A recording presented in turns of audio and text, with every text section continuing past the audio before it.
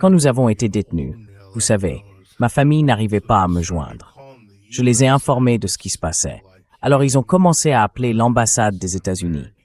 Ils disaient « Hey, mon frère est citoyen américain, mon fils est citoyen américain et on n'arrive pas à le joindre. On ne sait pas s'il va bien. » Et l'ambassade des États-Unis a dit à ma famille qu'Israël avait le droit de se défendre. Taisez-vous. Israël a le droit de se défendre contre des humoristes. Against comedians.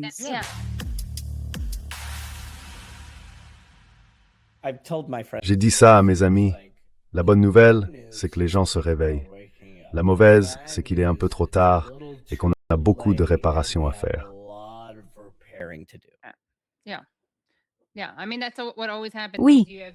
Oui, je veux dire, c'est toujours ce qui se passe. L'opinion publique évolue et ensuite, ça ne se reflète pas dans les politiques publiques. Et c'est vraiment exaspérant. Et je veux dire, c'est déchirant. Et je dois toujours me rappeler qu'on ne peut pas être complaisant, mais qu'on ne peut pas non plus se laisser totalement décourager. Parce qu'on sait bien que les changements politiques ne se produisent pas sans tout ce qui s'est passé avant, non? Parce que je pense que parfois, il est facile de se laisser tellement décourager. Et j'ai toujours le sentiment que le moins que puissent faire les personnes qui ne sont ni à Gaza ni en Palestine, c'est de ne pas perdre espoir. Je veux dire, la colère, c'est bien. C'est aussi un moteur, la colère. Je trouve que l'espoir et la colère forment une bonne combinaison. Mais je pense que certaines personnes finissent par s'engourdir et on ne peut pas laisser ça arriver. Nous avons une technique sur le white shrine. Ah oui. Et donc, vous savez, je pense qu'un de ces jours, ce petit chien sera libéré. Les gens l'aimeront, le caresseront et voudront l'adopter. Et vous savez, la vérité, au fond, c'est la vérité qu'on essaie de faire connaître, n'est-ce pas? Quand la vérité est de notre côté, je me sens très confiant et l'espoir ne s'éteint jamais. Ça a été toute ma vie, vous savez. Alors ça prendra probablement encore des années, mais un jour, ça arrivera. Une chose que mon père a toujours qu'il repose en paix. Mon père était très engagé quand je grandissais dans la communauté musulmane. Évidemment, il était pro-palestinien. Mon père était personnellement ami avec les HLF, les Holy Land Five. Oh là là. J'ai grandi à Dallas. Mon père a cofondé le Muslim Legal Fund of America. Il a donc toujours été très actif au sein des communautés musulmanes et arabes. Et une chose qu'il nous a toujours dite, qu'il nous a inculqué en grandissant, c'était « Souvenez-vous, quand vous sortez dans le monde réel, surtout maintenant que je parcours le pays, que je fais un spectacle dans un bar paumé du Wisconsin ou je ne sais où, je représente les musulmans, je représente les arabes. Bon, maintenant, vu à quoi je ressemble, ils pensent probablement que je suis un Indien gay.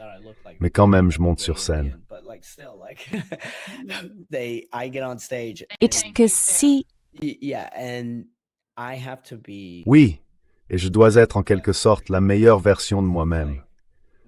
Parce que quand les gens sortent et qu'ils rencontrent un autre musulman, ou qu'ils parlent à quelqu'un, et qu'ils disent « musulman », ils se disent « j'ai vu cet humoriste musulman. Il était très drôle et il était très gentil avec tout le monde après le spectacle. » C'est comme ce que Bilal a dit. Le simple fait d'être sur scène, peu importe ce dont on parle, c'est une déclaration politique. Oui.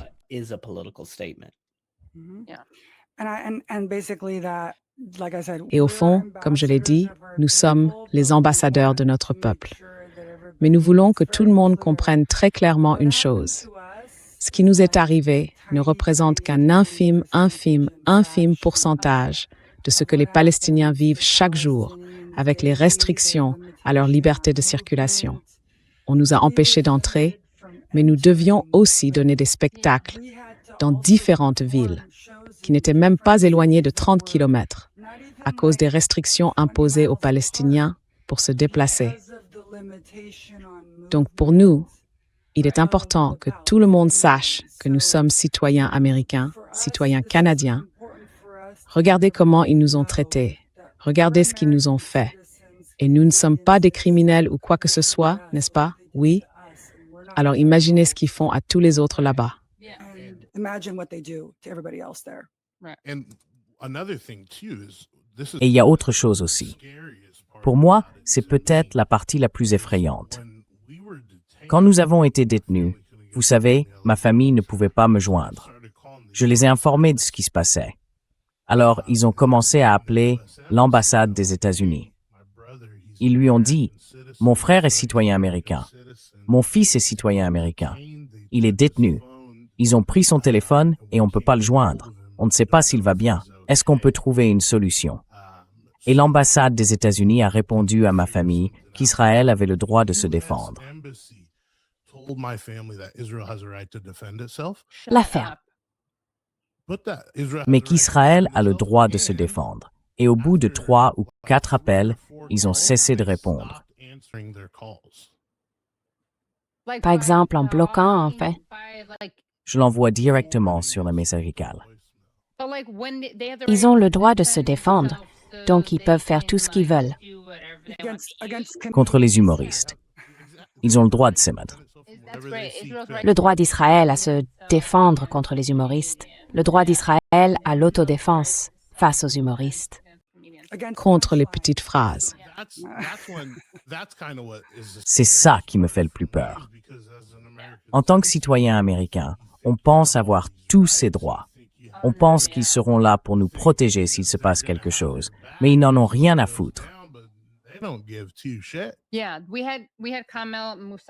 Oui, nous avons reçu Kamel Musala il y a quelques semaines.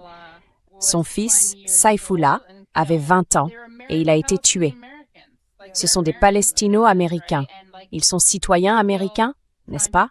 Il a été tué alors qu'il essayait de protéger sa propre terre, puis laissé mourir pendant plusieurs heures. Ce qui m'a choqué, c'est que Mike Huckabee a lui-même dit que c'était un acte de terrorisme. Ça m'a surpris. Mais il n'a rien fait, non plus. Ils n'ont pas enquêté, rien du tout.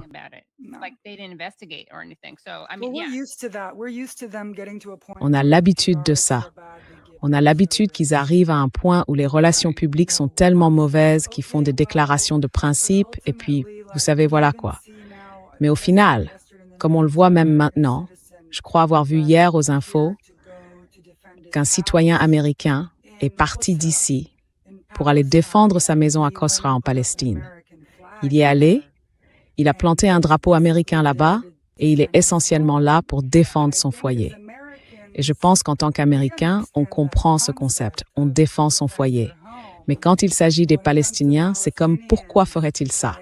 Qu'est-ce qui se passe? Donc je ne sais pas. Il y a un décalage étrange. Les Américains, on défend notre foyer jusqu'à la mort, tandis que les Palestiniens se font voler, dépouiller et tuer hors de chez eux. Donc vous savez, c'est aussi ce qu'on essaie de mettre en lumière. Oui. Oui, d'ailleurs, nous recevrons quelqu'un vendredi pour parler de cette affaire. Oh, parfait. Je veux dire encore une fois, en ce moment, il y a tellement d'argent investi dans une rhétorique anti-islamique. Parce que, depuis des années, ils essayent de faire passer l'idée que tous les Palestiniens sont musulmans. Alors même qu'ils ont littéralement expulsé plus tôt cette année le dernier village chrétien palestinien. Vous savez, il y a littéralement... Moi, je suis ami avec des Palestiniens.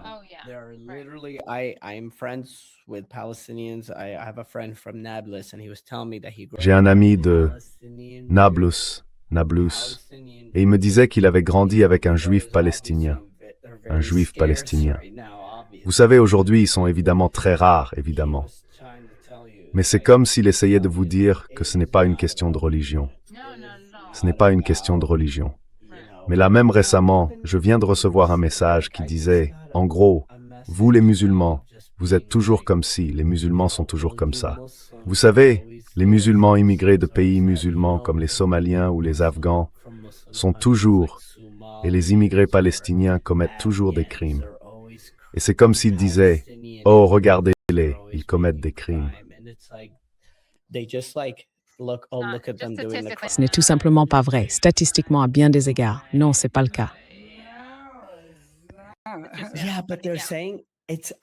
Oui, mais ils disent que c'est... Je ne comprends pas. Enfin, évidemment, ils vont quand même t'envoyer... Moi, je reçois ces études, tu vois. Et je me dis, d'où sortent ces études? Qui finance cette étude? Oui, tu vois ce que je veux dire. Et c'est toutes ces fausses accusations, parce que ce sont les mêmes personnes qui disent que Miss Rachel est antisémite. Oui, voilà. Ils poussent cette rhétorique anti-islamique. Et quand tu essaies d'expliquer, ils reviennent encore avec leurs excuses. Tu vois ce que je veux dire. Donc ça va prendre du temps.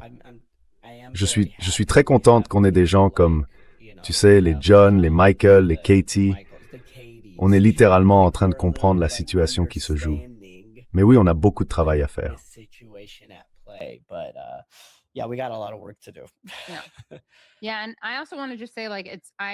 Oui, et je veux aussi dire que j'apprécie vraiment le fait que ce soit difficile et que ça demande du courage de votre part. Je suis juive, mais ma famille proche a les mêmes opinions politiques que moi. Et même moi, parfois, je me dis, oh mon Dieu, les gens avec qui je suis allée à l'école doivent penser que je suis horrible et antisémite. Ce n'est pas une seule seconde que je pense qu'ils ont raison. Mais cette pression toute simple, le fait de savoir qu'on vous juge, c'est réel, même quand on sait que la justice est de son côté. C'est difficile, cela dit, pour les Juifs antisionistes. Nous avons des amis juifs antisionistes, nous les aimons, nous les soutenons et nous comprenons qu'ils doivent composer avec leur famille. J'ai énormément de respect pour les Juifs antisionistes. Vraiment, le plus grand respect.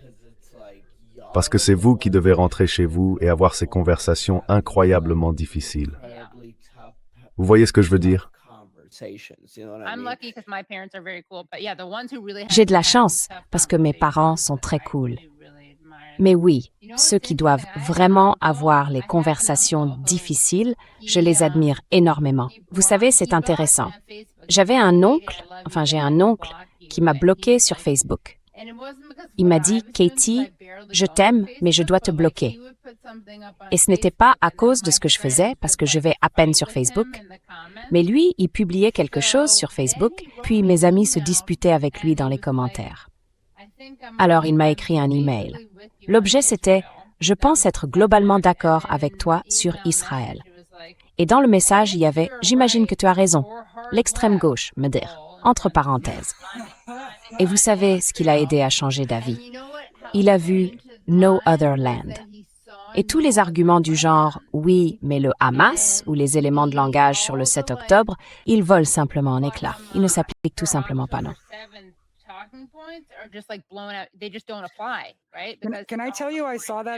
Je peux vous dire une chose, j'ai vu ça au cinéma, et pourtant j'ai vu beaucoup de films. Je n'avais jamais été dans une salle où tout le monde restait jusqu'à la fin, pendant le générique, dans un silence total. Ça a duré 10 minutes à peu près. Personne ne s'est levé. J'avais jamais vécu ça au cinéma.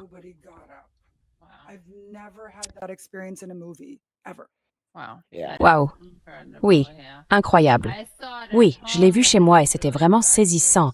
Alors j'imagine même pas ce que ça aurait donné dans une salle de cinéma. Oui. S'il vous plaît, allez aussi dire des films palestiniens à tout le monde. Oui. Palestine 36 vient tout juste de sortir. Palestine 36 vient tout juste de sortir. Et maintenant, je crois que The American Doctor va sortir. Soutenez Watermelon Pictures. Oui, c'était incroyable. Bon, Ahmed, je suis sûre que tu dois y aller parce qu'il est genre 1000 heures. Non, je suis tranquille. Franchement, mec, tu m'as bien lancé. Je suis complètement réveillé. Attendez, on carbure à l'adrénaline depuis qu'ils nous ont expulsés. Oh oui. Nous l'avons fait. Oui, effectivement. Et on a parlé de monter une émission, de faire quelque chose à ce sujet et tout ça. Le fruit défendu ou quelque chose comme ça. Les préoccupations liées à la sécurité publique. Ouais, bien sûr. Des préoccupations de sécurité publique. Ces blagues sont illégales. Drôle à en être illégal. Drôle à en être dangereux.